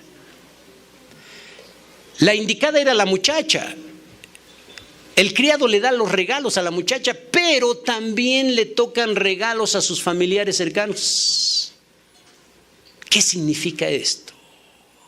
Cuando una persona en una familia que no tiene a Cristo nadie, cuando una persona recibe a Cristo como su Salvador, Dios le da bendición a esa persona que recibe a Cristo como su Salvador. Pero aunque su familia todavía no lo haga, Dios también le bendice porque alguien ya entregó su vida a Cristo. Qué bueno es Dios. Qué bueno fue el criado. Porque lo ideal es, yo le doy regalos a la muchacha que es la que quiero que se case con Isaac, y su familia pues que se las arregle. Pero no, también su familia recibe regalos. O sea, cuando alguien recibe a Cristo como su Salvador, la bendición es para él a título personal. Pero Dios es tan bueno que esa bendición también alcanza un poco a la familia que le rodea. Ahora, este es un problema, sí, escuche bien. El problema es que cuando nosotros como individuos pensamos Dios me está bendiciendo, mi pregunta tiene que ser, ¿estoy recibiendo bendición de parte de Dios porque yo estoy bien con Él o porque la estoy recibiendo porque estoy cerca de alguien que está bien con Dios? Fíjese bien. Cuando hay bendición en el hogar, cuando hay bendición en la familia, yo tengo que preguntarme, ¿esta bendición la estoy recibiendo yo a título personal porque estoy bien con el Señor, o la estoy recibiendo porque estoy viviendo cerca de alguien que está bien con Dios? La familia de la muchacha recibió regalos, recibió presentes, bendición, no por ellos, sino porque estaban alrededor de la muchacha. Tiene algo de positivo recibir regalos de rebote, pero lo ideal es recibir regalos porque lo merezco, porque yo soy el indicado. Usted y yo tenemos que preguntarnos, esta bendición que recibimos, ¿yo la estoy recibiendo consecuencia de mi espiritualidad, consecuencia de mi santidad de vida? O tengo que preguntarme, ¿lo recibo? Yo ando mal, pero Dios me bendice porque estoy cerca de alguien que sí está bien delante de Dios. Vea. Si en una casa, si el papá está correcto delante de Dios, si la mamá no, si los hijos no, si solo el papá, por el solo hecho de que el papá está bien delante de Dios, Dios le va a bendecir y esa bendición va a alcanzar a la esposa y a los hijos aunque ellos anden mal. El hijo que ni trabaja ni estudia, es rebelde, no quiere buscar de Dios y sin embargo tiene que comer siempre, y sin embargo tiene que vestir siempre, y sin embargo tiene se le suple lo necesario, y toda esa bendición no es por él porque es un hijo rebelde. Esa bendición le alcanza de rebote porque su papá está buscando de Dios. La mamá está buscando de Dios, el esposo es un malvado, los hijos son malvados, la mujer es la pobre que anda batallando y busca de Dios, y Dios, como ve su ánimo por buscarle, Dios bendice a esa mujer y de rebote esa bendición le alcanza a su marido malvado y le alcanza a sus hijos malvados también. Eso es cierto. Y el marido puede pensar, no ando tan mal, Dios me bendice, si supiera que esa bendición le alcanza de rebote porque su esposa es la que es fiel. Los hijos pueden pensar, pues yo creo que no ando tan mal, sí, yo ya embaracé 5 mujeres, sí, no trabajo, no estudio, pero me va bien, yo creo que no he de andar tan mal. No, esos hijos deben de pensar que si han sido bendecidos, no es por su actuación, sino porque han sido bendecidos de rebote, porque sus padres están buscando de Dios. Entonces mi pregunta es, la que yo tengo que hacerme a título personal, ¿en dónde estoy? ¿Dios me está bendiciendo porque yo estoy bien con Él a título personal o porque estoy viviendo cerca de alguien que está bien delante de Dios? Esa pregunta todos nos las tenemos que hacer y todos a título personal hay que responder. Entonces la familia de la muchacha queda bendecida a colación de la bendición que recibe la muchacha. Ahora viene la parte de conclusión. La muchacha recibe los regalos. ¿Qué muchacha no recibe regalos? Y entonces recibe los regalos y ella está emocionada y el criado explicándole, mira Isaac, pues es más o menos de este tamaño, es bien parecido, la tiene que convencer y ella se lo tiene que imaginar. Nosotros nos tenemos que imaginar cómo es Cristo, nada más. La imagen que el catolicismo romano ha vendido en la historia de un Cristo crucificado, con cabello largo, a veces hasta le pintan ojos azules, depende de la comunidad, porque ahora los chinos tienen su Cristo con ojos rasgados. Hace poco vi una parte de ahí de China, supuestamente cristiana, y dicen, presentan a su Cristo y a su Cristo lo presentan gordito, como los humos. Y ellos dicen, así es Cristo.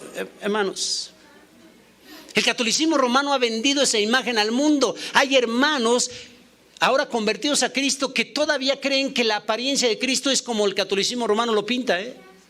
Eso no es cierto. Eso no lo vendió Roma al mundo. Entonces imagínense la muchacha, ¿no? Tener que imaginarse es lo único que tenemos que hacer nosotros. Y entonces el criado convenciendo a la muchacha, mira es guapo, mira es fuerte, mira es valiente. Y la muchacha imaginándose, pero no lo ha visto. Entonces llega la pregunta interesante. El criado le dice a los familiares, dejen ir a la muchacha ya, para que se case con Isaac. ¿Qué respuesta le dieron al criado sus familiares de la muchacha? Fíjense la respuesta que dan. No. Que ella espere 10 días. Y después de esos 10 días que ella decida. Fíjense bien lo que dice. La familia le dice por respuesta al criado, no, que ella se espere 10 días. ¿Por qué le dijeron que esperara 10 días? Porque el día significa prueba. O sea, deja que pase el periodo de prueba. La respuesta de la muchacha, ¿cuál fue? ¿Qué dijo la muchacha? Sí, yo me espero al periodo de prueba y luego decido si me voy. ¿Eso dijo la muchacha? Vea usted, extraordinario, cuando la familia dijo que se espere 10 días y ya después veremos. La muchacha no quiso esperar, la muchacha dijo, no, yo no espero el periodo de prueba, yo no espero esos 10 días, yo me voy de una vez, yo me voy luego. Muchos judíos dicen, qué desesperada estaba que no quiso esperar rápido.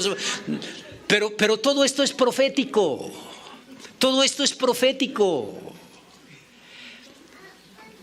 Mientras que los que estaban alrededor le dijeron a la muchacha, quédate 10 días de prueba y ya después decides si te casas con ese varón o no. La muchacha dijo, no, yo no me quedo el tiempo de prueba, yo me voy. La iglesia de Cristo no se va a quedar al periodo de prueba, la grande tribulación. La iglesia de Cristo se va a ir antes. Esa es la analogía extraordinaria. La muchacha no se quiso esperar el periodo de prueba. La iglesia no se va a querer quedar o no se quiere quedar o no va a pasar por el periodo de prueba de la grande tribulación. Ella quiere irse con su amado, aunque no le ha visto. Y entonces, ahí va ya no la detienen porque ya ella se va. Qué contento habrá ido el criado, ¿verdad? Llevando a la muchacha para Isaac. Qué contento el Espíritu Santo cuando presente a la muchacha para Cristo Jesús, a la iglesia. Por eso, qué triste hubiera sido para el criado si no va la muchacha o si no va preparada. Qué triste para el Espíritu Santo si no lleva a la muchacha, a la novia, para casarse con Cristo. Por eso la Biblia dice, y no contristéis al Espíritu Santo de Dios. Cuando no obedecemos, le entristecemos. Si esta muchacha no hubiera obedecido, no hubiera atendido el llamado, el criado hubiera sido triste, contristado. Pero va alegre, lleva a la muchacha para Isaac. Qué hermosa imagen. Ahora, ahí va la muchacha ya. Y de repente viene Isaac a su encuentro.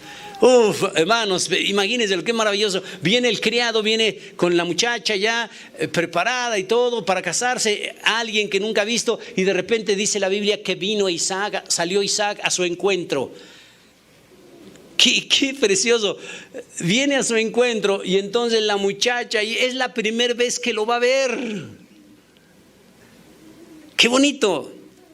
Y la Biblia dice que ella, cuando el criado le dice, ahí viene Isaac, ahí viene el que va a ser tu marido. Y entonces dice que ella se cubrió su rostro con un velo, por respeto.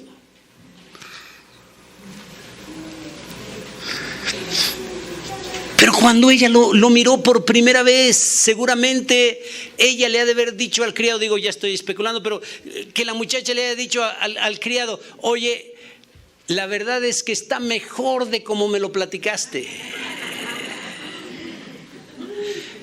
La verdad es que resultó ser mejor de como lo imaginé. Así le va a pasar a la iglesia cuando estemos ya con Cristo y le veamos cara a cara. Todos vamos a decir, Cristo es más hermoso de lo que yo me había imaginado. Cristo es más hermoso, más maravilloso de lo que yo había pensado. Así nos va a pasar a nosotros cuando le veamos cara a cara. Entonces esa analogía es extraordinaria. Abraham representa al Padre, el criado representa al Espíritu Santo, Isaac representa a Cristo y la muchacha representa a la iglesia con la que se va a casar. Y que el punto aquí que me interesa de analogía es que la muchacha no quiere quedarse al periodo de prueba, sino que ella se va inmediatamente al encuentro de su amado, aunque no le había visto. La iglesia no va a pasar por la grande tribulación, no va a pasar por el periodo de prueba. Y la iglesia está expectante para ir sin pasar por el periodo de prueba, ir directamente donde su amado, las bodas del Cordero. Entonces, de Yom Kippur, de trompetas, primero de Tirri, a Yom Kippur, 10 de Tirri, hay un lapso de 10 días y el 10 significa prueba, significa la grande tribulación. La iglesia no va a pasar por la grande tribulación. Yom Kippur, entonces, el día del perdón para el pueblo de Israel, se cumplirá al final de la grande tribulación y se cumplirá lo que Pablo dice a los romanos, todo Israel será salvo. Hasta ese entonces, hasta el final de la grande tribulación, Israel reconocerá que Cristo, a quien crucificaron, era el verdadero Mesías. Hasta ese tiempo, la cosecha de trigo se dará. Y después vamos a culminar de Yom Kippur. La última fiesta es la fiesta de los tabernáculos, Sukkot en hebreo. La fiesta de los tabernáculos se va a dar, o se tenía que celebrar el 15 de Tirri. O sea, el 1 de Tirri, trompetas. El 10 de Tirri, Yom Kippur. El 15 de Tirri, tabernáculos. ¿Cuántos días hay entre Yom Kippur y tabernáculos? 5. Y el número 5 en la Biblia significa gracia. Gracia, misericordia. Ejemplos también, bueno, pues hay Varios tenemos el Pentateuco, por ejemplo, o Homesh, como dicen los judíos, significa 5. ¿Por qué el Pentateuco 5? ¿Por qué no más, no menos? Bueno, porque ellos dicen que la ley, se oye un poco extraño, pero ellos dicen la ley la recibimos por gracia, por la misericordia del Señor. Son 5 libros. Por eso usted vea que el libro de los Salmos, aunque son 150 salmos, los salmos se dividen en 5 libros. Léalo en su casa, véalo en su casa. Son 5 libros en que se divide los salmos, o sea, por gracia, por misericordia. El 5 en la Biblia significa gracia. Ahora, de Yom Kippur a tabernáculos hay 5 días. Gracia. Tabernáculo significa la venida de Cristo a establecer el reino milenial en esta tierra. Y el mundo va a participar de un gobierno extraordinario, Cristo reinando. Y ese reinado maravilloso va a ser nada más y nada menos que por su gracia y misericordia, nada más.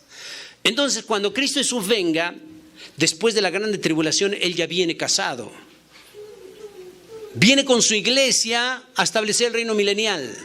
Y la iglesia, Cristo Jesús va a compartir su autoridad y su reinado con la iglesia. La iglesia va a reinar con Cristo en el milenio.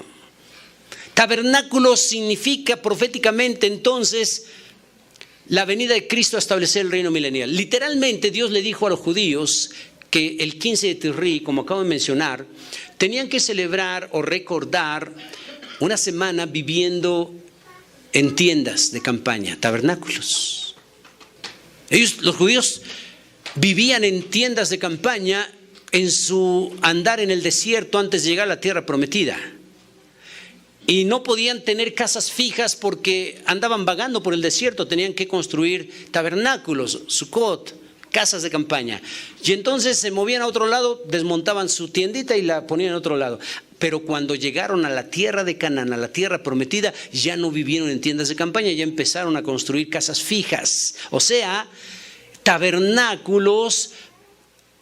Vivieron en tabernáculos o en tiendas de campaña en su andar en el desierto antes de entrar a la tierra prometida. Entonces, tabernáculo significa algo extraordinario. Cada año los judíos celebran tabernáculos y tienen que vivir en tiendas de campaña por una semana, el 15 de Tisri. Y entonces los hijos le dicen a papá y mamá: papás, ¿por qué vivimos esta semana en tiendas de campaña? Y los padres le tienen que decir: porque nuestros ancestros, nuestros antepasados vagaron por el desierto en tiendas de campaña antes de entrar a la tierra prometida, y recordamos su vagar, su andar en el desierto. Entonces, el Señor va a establecer el reino milenial en la tierra. El reino milenial, Cristo va a reinar por 1000 años, no en el cielo, sino en la tierra. Porque eso es lo que significa tabernáculos. ¿Por qué va a reinar por 1000 años en la tierra? Porque el Señor nos está mostrando para recordarnos nuestra estancia en esta tierra previo a la tierra prometida, previo a nuestra estancia eterna en nuestra patria celestial. Esa es la analogía extraordinaria, ese es el cumplimiento profético extraordinario de la fiesta de los tabernáculos. Cuando decimos, estoy por terminar hoy, cuando decimos que Cristo Jesús, que el Señor nos va a pedir cuentas a nosotros como iglesia, ¿de qué cuentas estamos hablando? Si nosotros le preguntamos al católico romano, al que no tiene a Cristo como Salvador de cualquier secta o religión, si es salvo, ellos nos van a decir: nadie sabe. Ellos nos van a decir así, es su pensamiento, nadie sabe. No, ellos no tienen seguridad, nadie sabe. Ya hasta que me muera, ya a ver a dónde me toca. Hasta así dicen: a ver a dónde me toca. No es donde le toca. Pero esa es la idea del mundo. A ver dónde me toca.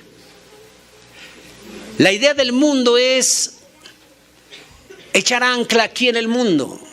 Para el ser humano es de mucha importancia su establecimiento en esta tierra, sus raíces de este mundo. Dónde vive, dónde se queda, cómo está viviendo, qué le va a dejar a los hijos, humanamente hablando, materialmente hablando. Para el hombre común y corriente ese es su ideal. Sin embargo, el Señor dice que nosotros somos extranjeros y peregrinos. ¿No?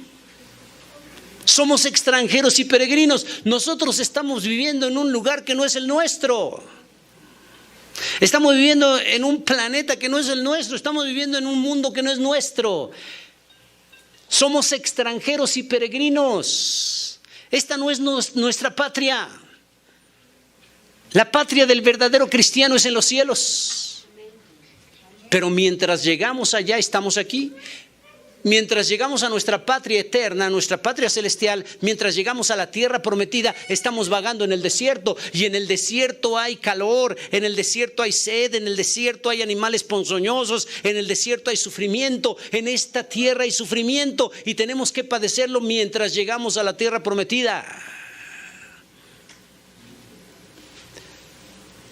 Entonces el Señor tiene que decirle al pueblo de Israel: cuando ya entres a la tierra prometida, no te vas a olvidar que vagaste en el desierto. Por eso cada año tienes que celebrar tabernáculos y tus hijos te preguntarán: ¿por qué esta semana vivimos en una tienda de campaña? Y tú le dirás: porque antes de entrar a la tierra prometida vagamos por el desierto. El Señor va a celebrar tabernáculos reinando por 1000 años y le preguntarán: ¿por qué Cristo viene a reinar en esta tierra? Para recordarnos que antes de entrar a la tierra prometida, a nuestra patria celestial, estuvimos en esta tierra.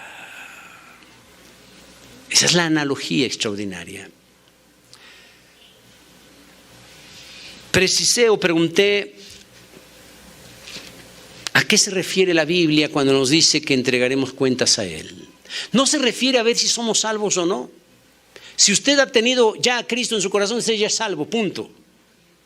Pero entonces, ¿a qué se refiere la Biblia con que tenemos que entregarle cuentas a Él? ¿De qué cuentas nos habla la Biblia? ¿Qué cuentas el cristiano entregará a Dios? El Señor nos ha dotado a todos de dones y ministerios, habilidades para trabajar, habilidades para servirle. Cuando la Biblia dice que la iglesia entrará al tribunal de Cristo para ser juzgado, no es un juicio para ver si es salvo o no. La iglesia ya es salvada. Es un juicio para dar galardones de acuerdo a las obras, de acuerdo al trabajo, de acuerdo al servicio que cada uno de nosotros hicimos en vida. Ahora, con esto concluimos. ¿En qué consiste los premios que el Señor va a dar? No se refiere a la salvación no es un premio, lo obtuvimos gratuitamente por gracia, por fe. Pero los galardones no se reciben por gracia, los galardones se obtienen, se ganan. Usted y yo tenemos que ganar galardones. La salvación ya la obtuvimos por gracia, ya la tenemos, pero tenemos que agregar galardones y los galardones se ganan. Cuando estemos en la presencia del Señor, Él nos llamará a todos a ver qué hiciste con los dones que te di, qué hiciste con tu ministerio, qué hiciste como mi hijo. Entonces voy a ser juzgado por esas actitudes y entonces, aparte de la salvación que fue ya gratuita por gracia, por medio de la fe, aparte el Señor me va a galardonar de acuerdo a lo que yo haya hecho con lo que Él me dio. ¿Qué hemos hecho con nuestros dones? Hay hermanos que van pasando los años y no han hecho nada en la obra. Han pasado los años y hay hermanos que no saben qué dones tienen, qué ministerio tienen. 15, 20 años y solo sentados en el culto y no se trabaja absolutamente en nada. ¿Qué galardones vamos a ganar? Hermanos que viven del pasado. No, hermano, yo hace 7 años predicaba. ¿Y hoy? No, manito, hoy no, pero hace 7 años. Yo hace 7 años evangelizaba. Sí, pero hoy, no, manito, yo hace 7 años yo sí lo hacía, pero hoy no. Hermano, usted se congrega. No, manito, hace 10 años sí me congregaba, pero ahorita ya no. Viven de experiencias pasadas, creen que eso les va a ayudar. El Señor dice: no me elegisteis vosotros a mí, yo os elegí a vosotros y os he llamado para que vayáis y llevéis fruto. Y luego dice: y este fruto permanezca. Quiere decir que si yo hace 7 años daba fruto, hoy lo tengo que seguir dando. Si hace 10 años yo daba fruto, hoy tengo que seguirlo dando. El fruto debe de permanecer. Hay hermanos que viven del pasado. Otros viven de terceros. ¿Usted se congrega? No, yo no me congrego, pero mis papás sí. Pues, sus papás. Usted se congrega, usted busca a Dios. No, yo no, pero mi esposa, ella sí va. Usted se congrega, usted busca a Dios, sirve a Dios. No, pero mi esposo es diácono. Sí, él y usted. Usted busca de Dios, usted se congrega. No, pero mis hijos, ellos sí van. Hasta mi hijo es pastor. Él. Gente que vive de recuerdos y gente que se atribuye bendiciones por otros. No, hermanos, los galardones los vamos a recibir en base a nuestro buen trabajo en la obra, de acuerdo a lo que trabajamos, hicimos con nuestros dones y ministerios. No hay ningún hermano en Cristo verdadero que pueda decir: Dios no me ha dado ni un don. Al menos un don tiene el que se ha entregado a Cristo. No hay un hermano que no tenga un solo don, pero también no hay ningún hermano que tenga todos. Nadie tiene todos los dones. Y esto es así, el mover de Dios, porque yo tengo unos dones, usted otro, y eso quiere decir que yo lo necesito a usted, usted me necesita a mí, y la iglesia se necesita mutuamente. Por eso nos necesitamos unos a otros.